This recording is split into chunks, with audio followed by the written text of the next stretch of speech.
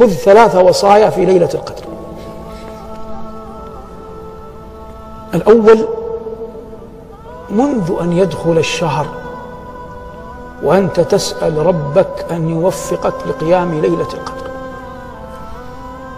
الأمر الثاني: لا تفوتك صلاة العشاء والفجر جماعة في ليالي رمضان كلها، وفي العشر الأواخر أولى.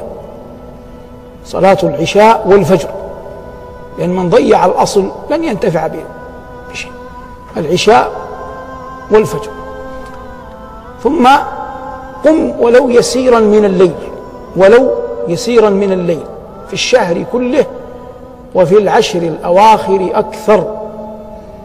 وقل،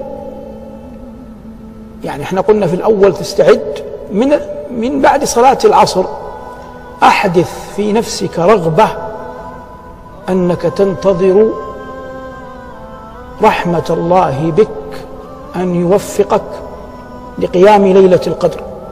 كنت حالك كحال من يطرق بابا يرجو أن يفتح.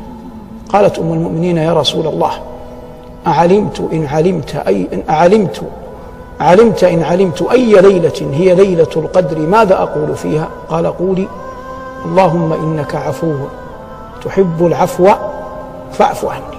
اللهم إنك عفو تحب العفو فاعف عني. أرجو الله أن يوفقنا وإياكم لقيام ليلة القدر.